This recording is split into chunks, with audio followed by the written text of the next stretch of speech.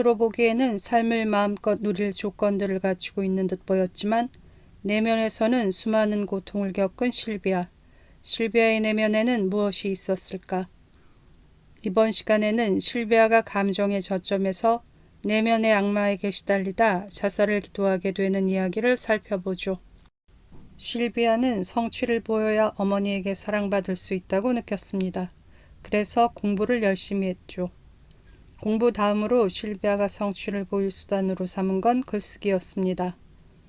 실비아는 글쓰기를 통해 자신의 존재 가치를 정당화하고 싶었죠. 나는 내 삶을, 예리한 감수성을, 내 감정을 활자로 옮김으로써 존재의 이유를 찾는다. 나는 내 존재를 극한까지 표현하고 싶다. 언제 어디서부터인지 살아있음을 그런 식으로 정당화할 수 있다는 생각을 갖게 되었기 때문이다. 나는 왜 원고를 출판하면 나 자신을 정당화할 수 있으리라는 생각에 이토록 집착하는 걸까?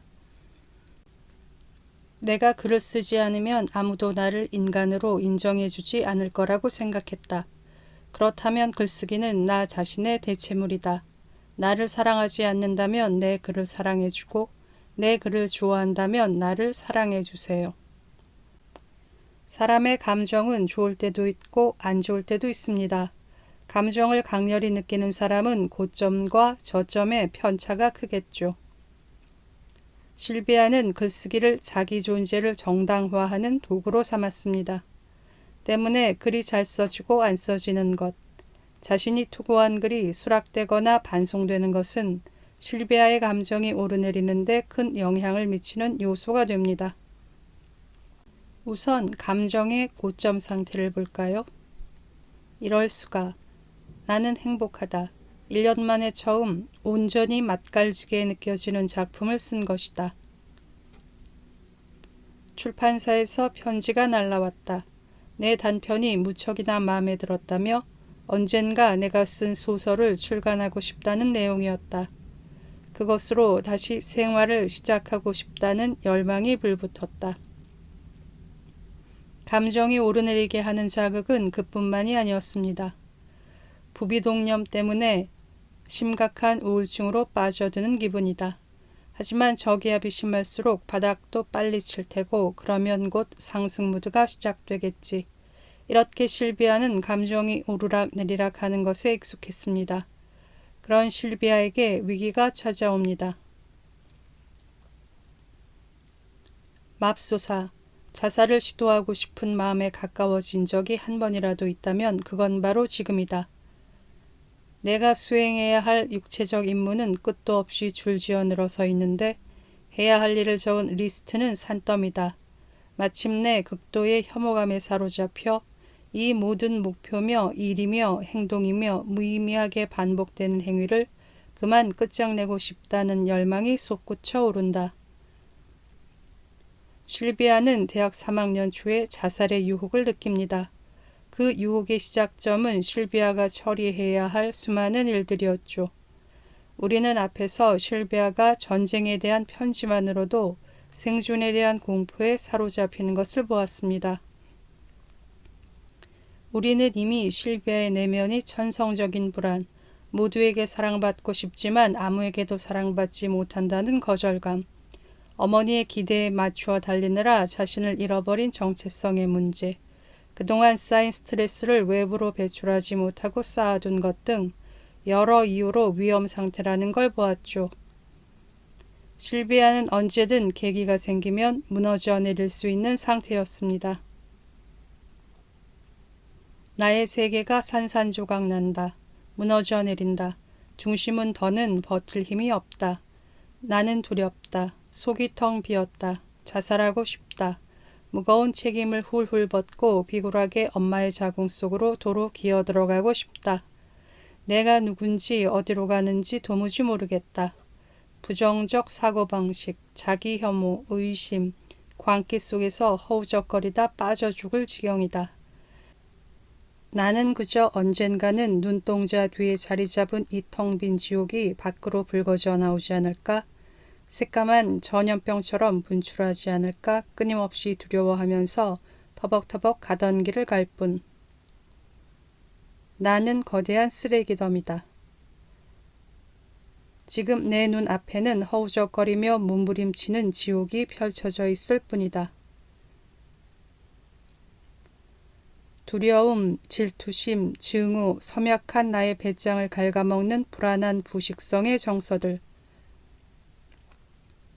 어떻게 해야 나 이토록 목말라 하는 영속적인 무엇을 찾을 수 있을까? 나 아닌 다른 인간과의 참된 소통을 이을 길을 찾을 수 있을까?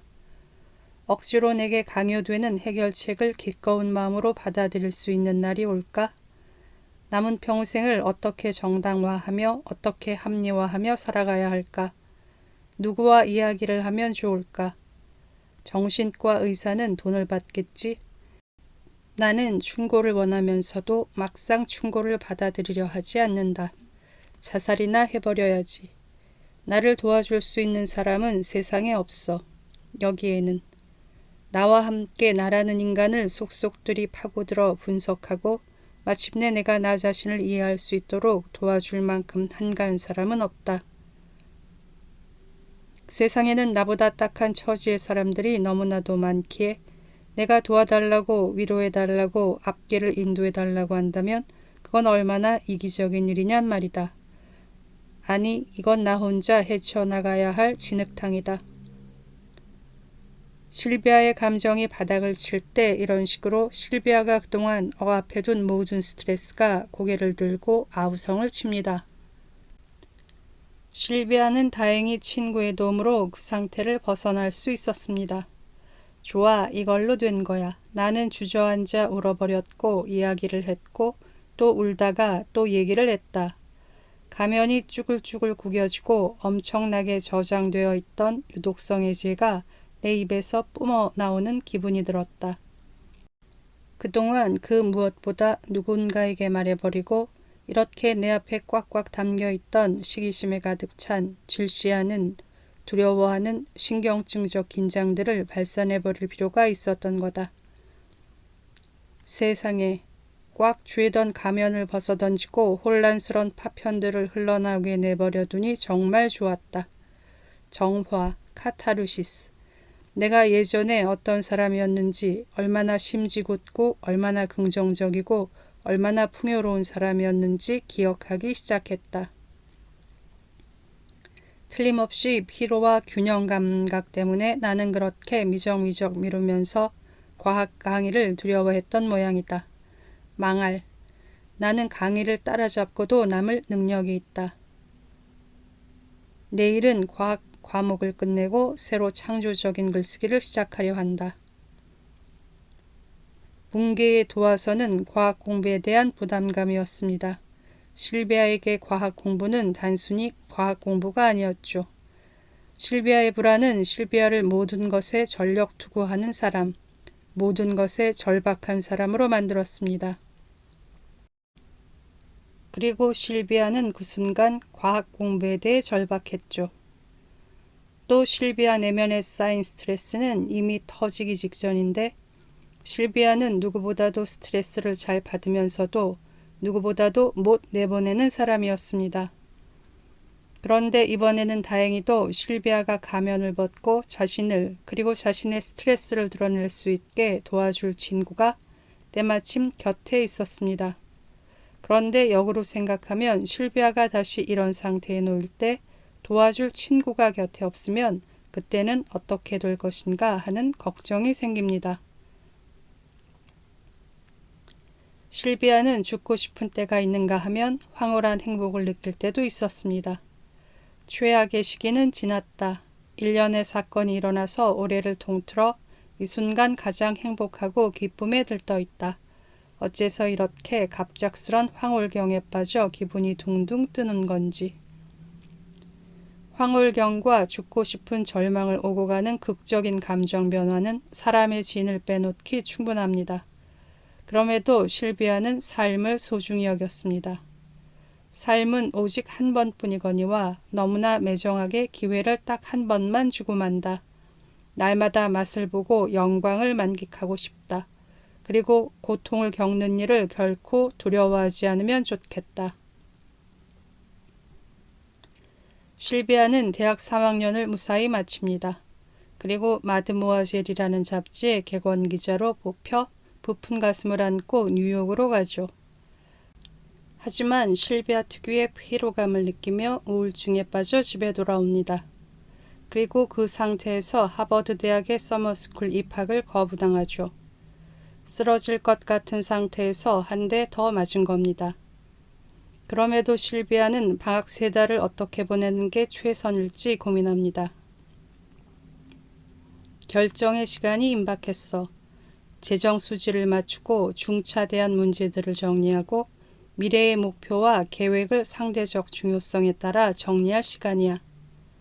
하지만 이걸 할까 하면 죽을 것처럼 겁이 나고 나태하게 보내겠다고 하면 죄책감에 시달릴 것 같습니다. 남들이 보기에는 그까짓 3달일 수 있는 시간.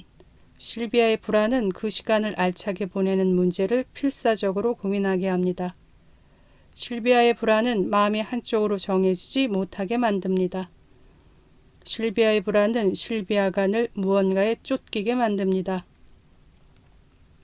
결정은 내가 내리는 거야, 빌어먹을. 너무나 힘들다. 자궁 속으로 다시 기어 들어가고만 싶은걸. 3달을 잘 보내야 한다는 부담은 급기야 졸업 후에 대한 공포로 이어집니다. 너는 독립해서 사람을 잡아먹는 어마어마한 바깥 세상과 직면해야만 한다는 필연적 상황에 집착한 나머지 사지가 마비되다시피 했잖아. 예전에 서울은 눈을 뜨고 있는 사람의 코도 베어가는 무서운 곳이라는 말이 있었습니다. 두려움에 취약하면서 서울에 살지 않는 사람은 그 말을 듣고 서울이라는 곳에 대해 막연한 두려움을 느꼈을 법하죠. 실비아에게도 어른이 되어서 나아갈 세상은 사람을 잡아먹는 무시무시한 곳이었습니다. 불안에 취약한 실비아의 공포를 자극할 만한 곳이었죠. 실비아가 감정의 저점 상태에 있을 때 내면의 악마가 공격합니다. 너는 일관성도 없고 끔찍하게 겁에 질린 위선자야. 네 정신은 사유를 해낼 수 없어. 실비아는 악마에게 당하고만 있지는 않았습니다. 악마에게 지지 않으려 애썼죠. 제발 건설적으로 생각해. 거칠고 일관성이 없더라도 글쓰기를 시작하는 거야. 여름을 헛되이 보내지 않을 수 있게 용기를 달라고 내 자신에게 기도해. 3개월. 생각만 해도 죽을 지경으로 겁에 질리지. 면도날이며 자해 상처며 가서 다 끝내버리고 싶다는 이기적인 생각은 집어치워. 너 말고는 아무도 너를 치유해줄 힘이 없단 말이야. 하지만 이번에는 다시 감정을 회복시킬 수가 없었습니다. 실비아가 스트레스를 배출하고 상황을 객관적으로 볼 수 있게 도와줄 사람이 곁에 없었기 때문일지도 모릅니다. 좋아, 넌 한계에 다다랐어. 주위를 돌아보니 모두들 결혼을 했거나 바쁘거나 행복하거나 생각하고 있거나 창조적인 활동을 하고 있어. 돌연 무섭고 어지럽고 무기력한 느낌에 사로잡혀 버렸지.